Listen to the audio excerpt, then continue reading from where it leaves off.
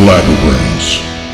How many followers you got on Facebook? Like 35,000 or something like that? Hmm. Or, I mean, you got a Yeah. lot. You got, a lot of followers.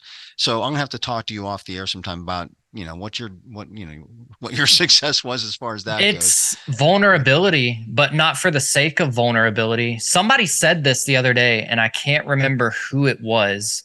It may have been Adam from Saint Asonia, or somebody brought up like, you don't be vulnerable for the sake of being vulnerable. You be vulnerable for the sake of helping someone else through it. Right. And that's like the method, I guess. Like when I started opening up about my struggles with anxiety and depression, and I had a clothing brand for a little while called Fear is a Liar, like it Which was we're going to talk talking about. about that. We're going to talk Yeah. about shortly, by the way. So like I just got vulnerable about the struggles I was going through, and living in such a small town, it was actually frowned upon for the longest time. Like a guy being open about anxiety, like, oh, you're a big baby, you're a wuss, like grow up, quit being whatever. Like I heard it.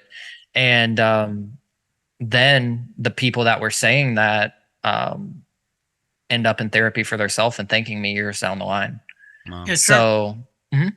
just what you were just saying about as far as dealing with that in a small town, it's sort of even though it's not it's the same situation, but a completely different story. Like I grew up in the mill towns. I live 5-7 minutes away from where the old mills here in the Pittsburgh area used to be. And sort of that whole stigma as far as depression and anxiety is looked at exactly the same way as you're saying is from just living in a small town. And here we're living I'm living here near a city at one time that was this pretty much the steel capital of the world. And that was it's that same thing. In fact, a lot of people's parents who had that big disconnect with them as time went on ended up being that they had anxiety and depression issues, but they were taught in the environment to keep your mouth shut. And they went on for decades and decades, and finally realized it. And they're near the end of their life. Yeah. It's just a shame that there's all that time, whether it's, struggling with a relationship with your wife or with your children. A lot of people I know dealt with that because of the parents or the father in most cases working in that mill and everything, that hard grueling work. And it was always that sort of thing. You just suck it up and you move on. And unfortunately, there's a lot of people, at least out my way, who have, especially older, who have lost out on a lot of life because of what you just said.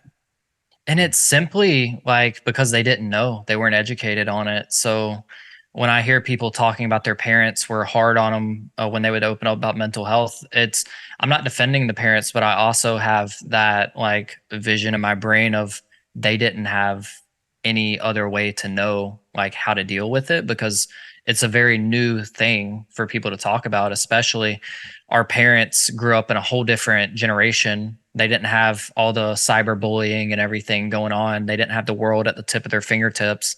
So there's a lot of mental health concerns that have come up in the past few years, especially when you think about TikTok and kids getting bullied at school and then getting bullied at home for trying to be creative and stay up with trends and stuff. I remember reading a story about a girl that tragically died by suicide a few months ago that was trying to do what everybody else was doing and did a TikTok dance, I guess butchered it and didn't do it as well as everyone else. She posted it trying to fit in. That was just one of the needles on the haystack, or whatever, the straw that broke the camel's back. I'm getting all my redneck slang mixed up tonight.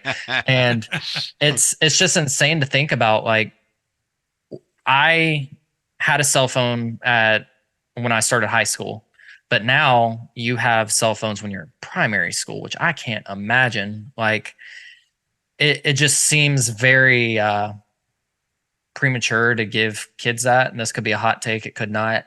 I think within the next few years, we're going to realize that, okay, maybe they shouldn't have that access that early, or they're going to figure out parameters to help safeguard our kids from that stuff. And I'm not a father or anything yet, but just an outside perspective, it's like, you know what?